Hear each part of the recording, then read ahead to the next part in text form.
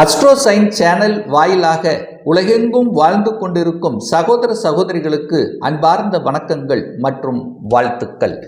இன்றைய பதிவு மார்கழி மாத ராசி பலன்கள். முதலில் இந்த மாதத்துக்குரிய கிரக அமைப்புகளை பார்க்கும் பொழுது குழந்தை காரகன் தன காரகனான குரு பகவான் வக்ரம் பெற்று ரிஷபமனையில் வீற்றிருக்க, இந்த மாதத்தினுடைய தொடக்க நாளில் மனோ காரகனான சந்திரன் மிதுனமனையில் வீற்றிருக்க, கடகமனையில் அதாவது சகோதரருக்கு காரகன் என்று சொல்லக்கூடிய செவ்வாய் பகவான் வக்ரம் பெற்று கடகமனையில் இருக்கக்கூடிய இந்த மாதத்தில் இந்த ராகு கேதுக்கள் பிரம்மாண்டத்துக்கு காரகனான ராகு பகவான் மீனமனையில் அமர்ந்திருக்க, ஞான காரகனான கேது பகவான் கன்னிமனையில் வீற்றிருக்க, புத்திசாலித்தனம் மிக்க அறிவுக்கு காரகன் என்று சொல்லக்கூடிய புதன் பகவான் விருச்சிக மனையில் இந்த மாதம் பிரவேசிக்க போகிறார்.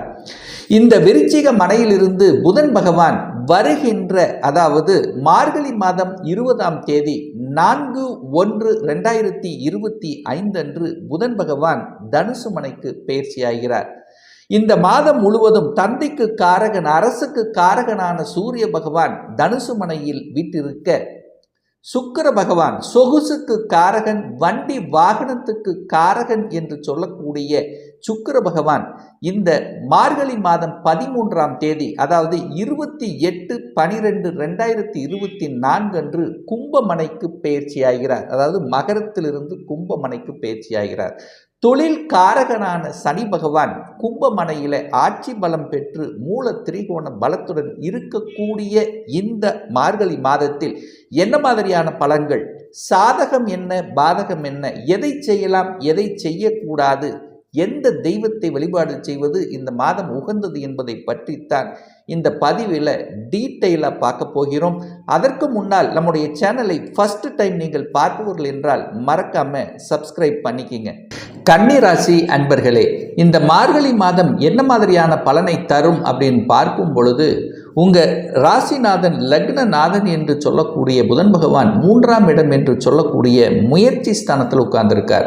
அதாவது உங்களுடைய முயற்சிகள் அத்தனையும் பலிக்கக்கூடிய ஒரு நல்ல மாதம். 3ஆம் இடத்தில் அமர்ந்து குருவினுடைய பார்வை பெற்றிருப்பது சுபத்துவமாக உங்கள் ராசிநாதன் நல்லா இருக்கு. ராசியை குரு பகவான் பார்க்கிறார். அப்போ குருவினுடைய பார்வை ஒரு நல்லவரினுடைய பார்வை, குரு பார்த்தால் கோடி நன்மை. அந்த விதத்தில் அந்த குருவினுடைய பார்வை உங்கள் ராசியின் மீதும் ராசிநாதன் மீதும் பதிகின்ற காரணத்தால் உங்கள் எண்ணம் செயல் சிந்தனை திட்டங்கள் சிறப்பு பெறக்கூடிய ஒரு நல்ல மாதம் தான். சரி, ராசியிலேயே கேது இருக்காரே, ஏதாவது கெடுத்து விடுமா? நிச்சயமாக இல்லை. அந்த கேது உங்களுக்கு ஞானத்தை தருவார், அனுபவ பாடத்தை கற்றுக் கொடுப்பார். குரு கேது கனெக்டிவிட்டி இருக்கு, ஆன்மீக எண்ணங்கள் இருக்கும், ஆன்மீகத்தின் மீது நாட்டங்கள் இருக்கும், கடவுளினுடைய அனுகிரகம் பக்திங்கிறது அதிகமாக இருக்கும், ஆன்மீக காரியங்களில் ஈடுபடக்கூடிய தன்மை இருக்கு. அப்போ நீங்கள் நல்லவர்களாக இருக்க பெறுவீர்கள், நல்ல புத்திசாலிகளாக இருக்க பெறுவீர்கள். எந்த இடத்தில் எதை செய்யணும் எதை செய்யக்கூடாது என்கின்ற உள்ளுணர்வு தன்மைங்கிறது இருக்கும். உங்கள் மனசாட்சி என்கிறது தூய்மையாக இருக்க போகிறது. அப்போ மனசாட்சி பிரகாரம் நடந்தாலே உங்களுக்கு நல்லவைகள் நடக்குங்கிறது அமைப்பு. அதே சமயத்தில் 2ஆம் அதிபதியாக இருக்கக்கூடிய சுக்கிர பகவான் 5ஆம் இடத்தில் உட்கார்ந்திருக்கார். பூர்வ புண்ணிய ஸ்தானம் பஞ்சமஸ்தானத்தில் இருப்பது ஒரு நன்மையை தரக்கூடிய அமைப்பு. அதாவது ஒரு சுபகிரகர் 5ஆம் இடத்தில் இருக்கும்போது நல்லவை செய்யக்கூடிய நல்ல தன்மையை கொடுக்கக்கூடிய அந்த சுக்கிரன் 11ஆம் இடத்திலான லாபஸ்தானத்தை பார்ப்பது. அப்போ சுக்கிரன் தனஸ்தானாதிபதி 2, 5, 11 தொடர்பு கொள்ளும் போது தனத்தில் எந்த குறைபாடும் வரப்போவதில்லை. கையிருப்பு பணம் என்பது ஏதாவது ஒரு ரூபத்தில் கிடைத்து கொண்டு தான் இருக்கும். இதுவரைக்கு பணம் அதாவது கிடைக்கல, வரல, வரமாறு இருக்குது, வராமல் இருக்குன்னா கடைசி நேரத்தில் உங்களுடைய கதவை தட்டக்கூடிய அமைப்புங்கிறது உண்டுங்கிறத ஸ்ட்ராங்காக சொல்கிறேன். அப்போ தனம் நன்றாக இருக்குது, பொருளாதாரத்தில் ஏற்றத்தை கொடுக்கக்கூடிய தன்மை, குடும்பம் நன்றாக இருக்க போகிறது. குடும்பத்தில் இருந்து வந்த சிக்கல்கள் பிரச்சனைகள் தீரக்கூடிய ஒரு மாதமாக இருக்கும், நிச்சயமாக இருக்குதில் மாற்று கருத்து கிடையாது. உங்களுடைய வாக்கு பலிதமாகும், நீங்கள் சொல்லுகின்ற விஷயங்கள் நிறைவேறக்கூடிய விஷயமாக இருக்கும். உங்கள் மனதில் நினைத்த ஆசைப்பட்ட விஷயங்கள் நிறைவேற்றக்கூடிய தன்மை, குடும்பத்துக்கு தேவையான பொருள்கள், சுப பொருள்கள் வாங்கி மகிழக்கூடிய, ஒரு நல்லது நடக்கக்கூடிய, நல்ல சந்தோஷமான சுப காரியங்கள் நடக்கக்கூடிய அத்துணை அம்சங்களும் இந்த மாதம் சிறப்பு பெறுகிறது. இந்த கன்னிராசி என்பவர்களுக்கு 3ஆம் இடத்துல முயற்சி ஸ்தானத்தில், அந்த முயற்சி ஸ்தானத்தின் அதிபதி 11ஆம் இடமான லாபஸ்தானத்தில் இருப்பது, அது சுக்கிரனுடைய பார்வை பெற்றிருப்பதும், இந்த 3ஆம் இடத்தை குருவினுடைய பார்வை பெறுவதும் நல்லது. நல்ல சிந்தனை, நல்ல முயற்சிகள், எந்தெந்த முயற்சிகளுக்காக உழைத்து கொண்டிருக்கிறீர்களோ அந்த முயற்சி நிச்சயமாக சக்சஸ் ஆகுங்கிறத அமைப்பு. புதன் உட்கார்ந்திருக்கார், 3ஆம் இடத்தில் உட்கார்ந்திருக்கார். வியாபார குணம் கொண்ட அந்த புதன், புத்திசாலித்தனம் மிக்க அந்த புதன் முயற்சி ஸ்தானத்தில் தைரிய வீரியத்துடன் செயல்படக்கூடிய தன்மையை கொடுக்கும். அதுவும் அந்த புதனுங்கிறது இரட்டைத்தன்மை இல்லவா, இடத்துக்கு தகுந்த மாதிரி செயல்படக்கூடிய தன்மை, எந்த இடத்தில் எப்படி பேசணுங்கிற தன்மை இருக்கும், இரட்டைத்தன்மை இருக்கும், நல்ல ஸ்ட்ராட்டஜி பிளான் இருக்கும். வியாபார தன்மைங்கிறது இயல்பை காட்டிலும் இந்த மாதம் இருக்கும். அதாவது லாப நோக்கில் செயல்படக்கூடிய தன்மை இருக்கு. புதிய ஒப்பந்தங்கள் கிடைக்கப் பெறுவீர்கள். மாமனார் வகையாரத்தில், மாம வகையாரத்தில் நன்மைகள் நடக்கக்கூடிய ஒரு நல்ல மாதமாக இந்த கன்னிராசினருக்கு நிச்சயமாக அமையும். டிராவல் நடக்கக்கூடிய தன்மை, தூர தேச பிரயாணங்கள் செல்லக்கூடிய தன்மை, கடல் கடந்து செல்லக்கூடிய தன்மை, சிறு தூர பிரயாணங்கள் அல்லது லாங் டிஸ்டன்ஸ் செல்லக்கூடிய தன்மை, அதன் மூலமாக அனுகூலம் ஆதாயம் கிடைக்கக்கூடிய தன்மை, புதிய ஒப்பந்தங்கள், கலைத்துறையில் புதிய ஒப்பந்தங்கள், அரசு சார்ந்த விஷயத்தில் புதிய ஒப்பந்தங்கள் கிடைக்கக்கூடிய அமைப்புகள் இந்த மாதம் சிறப்பு பெறுகிறது. 4ஆம் இடத்துல சுகஸ்தானத்தில் சூரிய பகவான் உட்கார்ந்திருக்கார். விரையாதிபதி என்று சொல்லக்கூடிய சூரியன் 4ஆம் இடத்தில் உட்கார்ந்திருக்கார். அப்போ தாய் தகப்பன் சார்ந்த விஷயத்தில் ஹெல்த்தை கொஞ்சம் பார்த்துக்கணுங்கிறத ஞாபகத்தில் வைத்துக் கொள்ளுங்கள். அதே சமயத்தில் சுக்கிரன் 5ல் இருக்கார். குழந்தைகளுக்கு நல்லவைகள் நடக்கக்கூடிய தன்மை, குழந்தைகளுக்கு தேவையான பொருள்களை வாங்கி, சுக்கிரன் அங்கே இருக்கார்ல, அழகு சம்பந்தப்பட்ட அந்த சுக்கிரன் சொகுசு சம்பந்தப்பட்ட தன்மைகள் நல்லவைகளாக நடக்கக்கூடிய தன்மை, பூர்வ புண்ணியங்கள் பலப்படக்கூடிய தன்மை இருக்கு. பூர்வீகத்தில் நல்லது நடக்கக்கூடிய தன்மை, உங்களுடைய இரத்த பந்தங்களோடு இணைந்து சில விஷயங்கள் செய்யக்கூடிய தன்மைங்கிறது இருக்கு. குழந்தை பாக்கியம் சார்ந்த விஷயத்தில் நல்லவைகள் நடக்கக்கூடிய தன்மை. என குரு பகவான் 5ஆம் இடத்தை பார்க்கிறார், குழந்தை ஸ்தானத்தை பார்க்கிறார். குழந்தை பிறப்பில் தடை இருந்தவர்களுக்கு இந்த மாதம் தடை விலக இருக்கிறது அப்படின்னு சொல்லலாம். அதே சமயத்தில் பார்த்தீங்கன்னா குழந்தைகள் வெளிநாட்டுக்கு சென்று படிக்கக்கூடிய யோகம் இருக்கிறது. குழந்தைகளினுடைய அபிலாசைகள் நிறைவேறக்கூடிய ஒரு நல்ல மாதமாக இந்த கன்னிராசினருக்கு அமையும். சனி 6ஆம் இடத்தில் இருக்கார். சனி 6ஆம் இடத்தில் இருக்கும்போது என்ன நடக்கும்? 6ஆம் இடத்தை கெடுப்பார். என்ன கெடுப்பார்? கடனை கெடுப்பார்.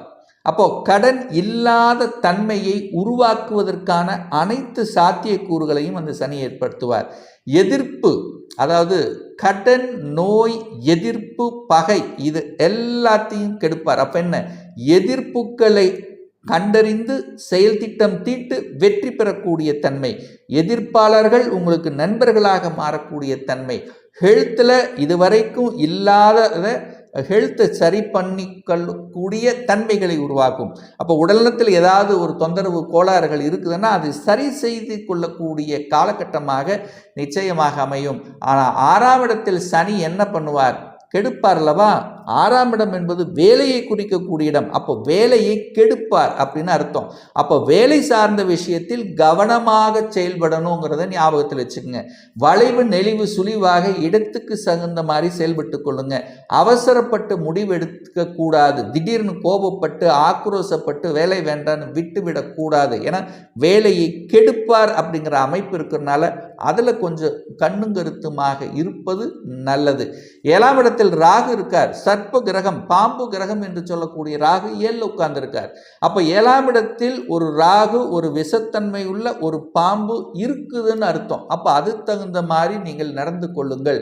ராகுன்னா அந்நியர்கள், அந்நியர்களுடைய குறுக்கீடு உங்க குடும்ப விஷயத்தில் வராமல் பார்த்து கொள்வதும், கலத்திர விஷயத்தில் கவனமாக இருந்து கொள்வதும், ஆண்களாக இருந்தால் பெண்கள் சார்ந்த விஷயத்திலும், பெண்களாக இருந்தால் கணவன் சார்ந்த விஷயத்திலும், அதாவது பெண்களாக இருந்தால் ஆண்கள் சார்ந்த விஷயத்தில் கவனமாக எச்சரிக்கையுடன் இருக்கணும் அப்படிங்கிறத ஞாபகத்தில் வைத்து கொண்டு செயல்படுங்கள்.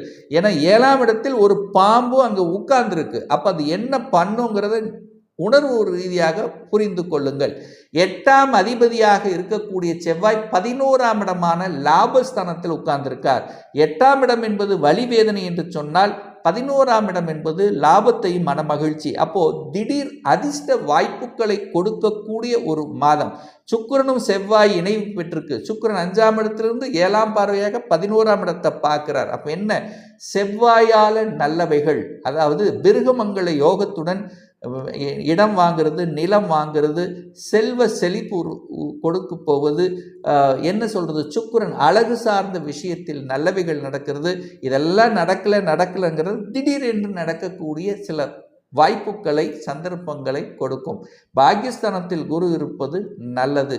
தகப்பன் நல்லது நடக்கப் போகிறது. ஒரு நல்ல பாக்கியத்தை உங்களுக்கு கொடுக்க போகிறார். ரிசர்ச்சில் நல்ல மாற்றங்கள் கிடைக்கப் போகிறது. புதிய கண்டுபிடிப்புகள் இருக்க போகிறது. ஆன்மீக நாட்டங்கள் இருக்க போகிறது. கோயிலுக்காக திருப்பணி சார்ந்த விஷயங்கள் நடக்க இருக்கிறது. யாத்திரைக்கு செல்லக்கூடிய அமைப்பு இருக்கிறது. இஷ்ட கோயில், குலதெய்வம், இந்த மாதிரியான விஷயத்துக்கு இந்த மாதம் நல்லவைகள் நடக்கக்கூடிய தன்மை. புதன் 10ஆம் அதிபதியாகி குருவினுடைய பார்வையில் இருக்கிறதுனால தன்னுடைய புத்தி அறிவை வைத்து செய்யக்கூடிய அனைத்து விதமான தொழில் இருக்கக்கூடிய கன்சல்டன்சி, தரகு, கமிஷன், மார்க்கெட்டிங், அதாவது பணத்தை போடாமல் தன்னுடைய புத்தி அறிவை வச்சு செய்யக்கூடிய தொழில்களில் நல்லவைகள் நடக்கக்கூடிய தன்மை என்பது இந்த மாதம் சிறப்பு பெறுகிறது அப்படின்னு நம்ம எடுத்துக்கலாம். ஒரு நல்ல தெய்வ வழிபாடு இந்த மார்கழி மாதம் எடுத்துக்கொண்டால், மார்கழி மாதம் 15ஆம் தேதி, அதாவது 30/12/2024 திங்கட்கிழமையன்று அன்றைய தினம் அமாவாசை திதியில் ஸ்ரீ ஆஞ்சநேய பகவானுடைய ஜெயந்தி, அதாவது ஆஞ்சநேயருடைய பிறந்த நாள் வர இருக்கிறது. அன்றைய தினம் இந்த கன்னிராசி என்பர்கள் யாருக்கெல்லாம் தொழிலில் பிரச்சனை, வேலையில் பிரச்சனை, கடனில் பிரச்சனை, நோயில் பிரச்சனை, ஸோ இந்த மாதிரி எதிர்ப்பில் பிரச்சனை, இந்த மாதிரி அழுத்தம் ப்ரெஷரோடு இருக்கின்றவர்கள் அன்றைய தினம் ஆஞ்சநேயர் பகவானை வழிபடும் போது நிச்சயமாக அதிலிருந்து விடுதலை பெறக்கூடிய யுக்தியை கொடுக்குங்கிறதுல எந்தவித மாற்று கருத்தும் கிடையாது. ஒரு துல்லிய பலன் வேணும். லைஃப் ப்ரெடிக்ஷன், அதாவது திருமணம் தடைப்பட்டு கொண்டே இருக்கிறது. எப்போ தான் நமக்கு திருமணம் நடக்கும், என்ன படிப்பு படிக்கலாம், எப்போ நமக்கு ப்ரமோஷன் கிடைக்கும், எப்போ நமக்கு குழந்தை பாக்கியம் அமையும், எப்போ வீடு கட்டலாம், இது போன்ற கேள்விகளுக்கு துல்லிய பலனை நம்மால் கூற முடியும். ஒரு பர்சனல் ஹாரோஸ்கோப் பார்க்கணும், சுயஜாதகம் பார்க்கணும் என்று விருப்பமுடைய அன்பர்கள் டிஸ்பிளே தெரியக்கூடிய நம்பருக்கு வாட்ஸ்அப் மூலயமாகவோ ஃபோன் கால் மூலயமாகவோ தொடர்பு கொண்டு அப்பாயின்மெண்ட் பெற்றுக்கொண்டு கன்சல்டேஷன் எடுத்துக்கலாம். நிச்சயமாக இந்த பதிவு ஏதாவது ஒரு ரூபத்தில் உங்களுக்கு யூஸ்ஃபுல்லாக இருக்குங்கிறதுல எந்தவித மாற்று கருத்தும் கிடையாது. நம்ம சேனலை நீங்கள் ஃபஸ்ட்டு டைம் பார்ப்பவர்கள் என்றால் மறக்காமல் சப்ஸ்கிரைப் பண்ணிக்கிங்க. பக்கத்தில் இருக்கக்கூடிய பெல் பட்டன் மற்றும் ஆல் நோட்டிஃபிகேஷனை கிளிக் பண்ணும்போது நான் போடக்கூடிய அடுத்தடுத்த பதிவுகள் உங்களுடைய நோட்டிஃபிகேஷனில் வந்து சேரும். இந்த ராசி நட்சத்திர நேயர்கள் அனைவரும் வாழ்க வளர்க வளமுடன் என்று எனது வாழ்த்தினை தெரிவித்துக் கொண்டு விடைபெறுகிறேன். நன்றி, வணக்கம், வாழ்த்துக்கள்.